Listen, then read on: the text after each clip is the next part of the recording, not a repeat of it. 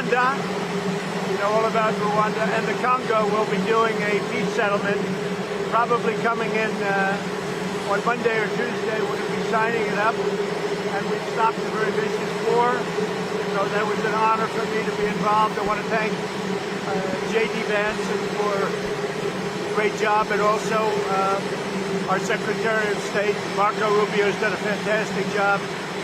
So Rwanda, long-term war with the Congo, a very bloody war. They're all bloody, but this was a really bloody one. He's going to be making peace with Congo, and they can get on to making trade deals with the United States and other places and have a much more normal form of life. We're very honored by that. As you know, we did a very great job with India and Pakistan, and we had India in. It looks like we're going to be making a trade deal with India. And we had Pakistan in. It looks like we're going to be making a trade deal with Pakistan. And it's a beautiful thing to watch. Serbia, Kosovo, likewise, they've been fighting for years, and as you know, we brought that one to a conclusion. And now we have a couple of big ones. We have Russia, Ukraine, which is making a little bit of progress, and we have Israel, and nobody really knows what that one is all about. We're going to find out pretty soon, I guess. The Iranian foreign minister this afternoon said if the U.S. is serious about negotiations, that you would call up Israel and request that they stop their airstrikes. Will you make that request? Well, I think it's very hard to make that request right now. If somebody's winning, it's a little bit harder to do than if somebody's losing. But we're ready, willing, and able, and we've been speaking to Iran, and we'll see what happens. Mr. President, what was the thought process behind 2-week timetable? Just time to see whether or not people come to their senses. Did the Europeans help at all in talking with the Iranians? No, they didn't help. No.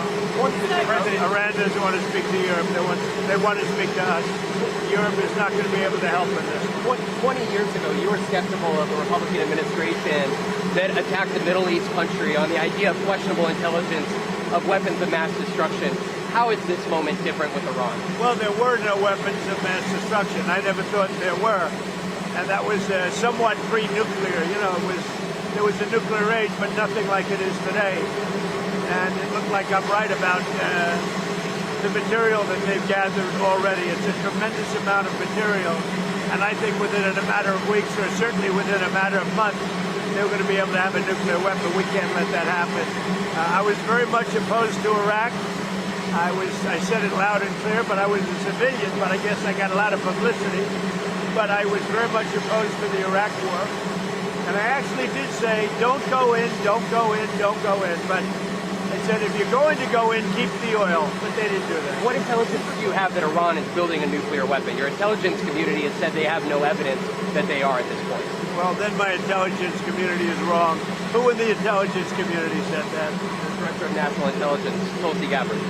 She's wrong. Mr. President, are the Chinese in any way helping Iran at this moment? We're hearing reports of mysterious planes landing in Iran from China. Now, they say that they're there to take people out, but I can't tell you about that. I get along very well with China, get along very well with President Xi. I like him, he likes me. We have a very good relationship.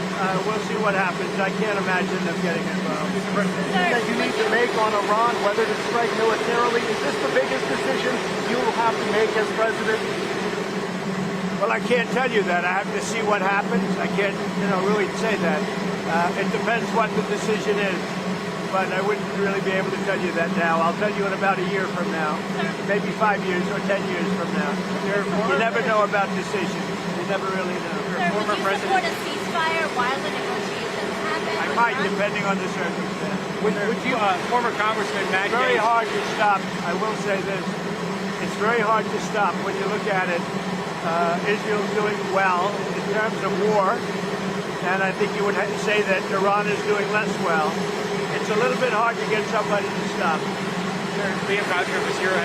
Former Congressman Matt Gaetz threw out an interesting idea suggesting that if you were to broker a deal where nuclear inspectors go into both Israel and Iran, that you could win a Nobel Peace Prize, and they might even rename it the Trump Peace Prize. Did you hear those? What do you think of that? Well, they should give me the Nobel Prize for Rwanda, and if you look, the Congo, or you could say Serbia, Kosovo, you could say a lot of them. You could say, I mean, the big one is India and Pakistan.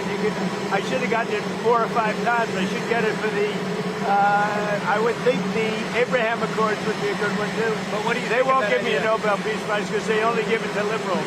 But sending inspectors to have nuclear, or would you support Iran being able to have civilian nuclear energy capabilities up to 3.76%? You know, they're sitting on the top of one of the largest piles of oil in the world.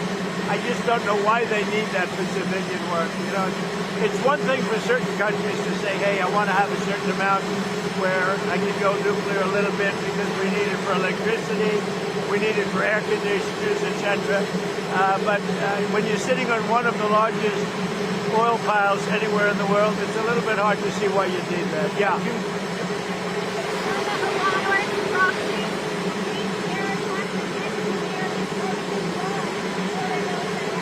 We're always concerned about that, and we have to take them out and be very strong. You're even in danger talking to me right now. Do you know that? You are in danger talking to me right now. So I should probably get out of here, but you guys are actually in danger. Can you believe it? One more question on Russia. Still your expectation that NATO countries spend 5% of their defense spending? Well, I think they should do that. I don't think we should, but I think they should. We've been supporting NATO so long.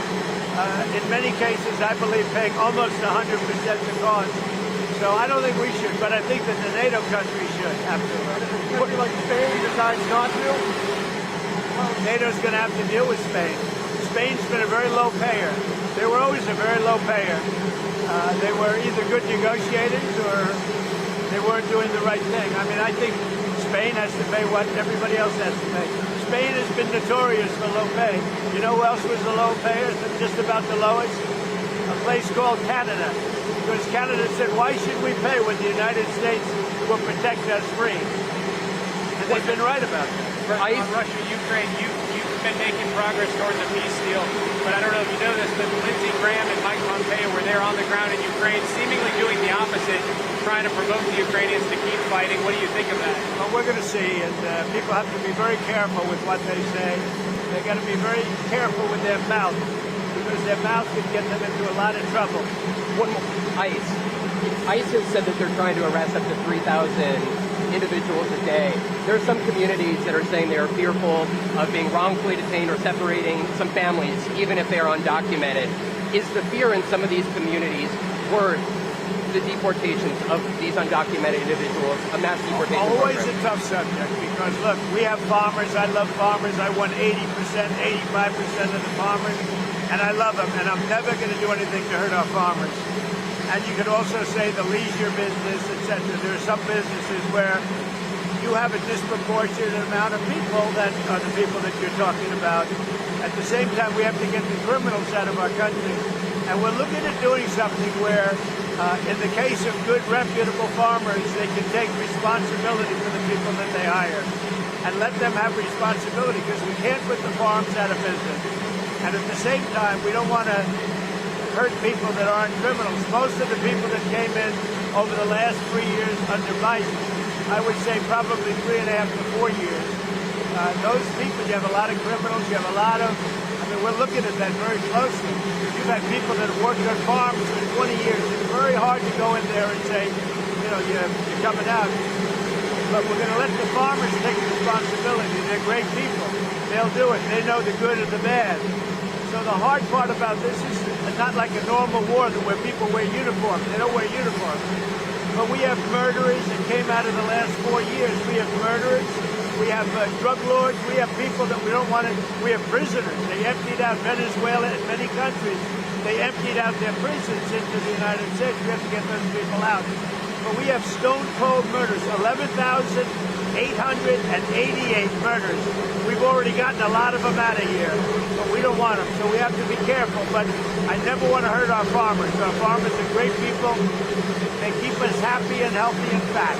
Are there other cities that you're going to try to replicate what you've done in Los Angeles? Well, I mean, we had a big victory last night in the Court of Appeals with respect to Los Angeles, but really the country, where Gavin Newsom, who's really an incompetent governor. He's just doing a terrible job between his fires, between all the houses burning down, his forest fires, and now Los Angeles. If we didn't go to Los Angeles, and the sheriff admitted it, he had no control. He would have lost control. We saved Los Angeles by having the military go in. And the second night was much better. The third night was nothing much.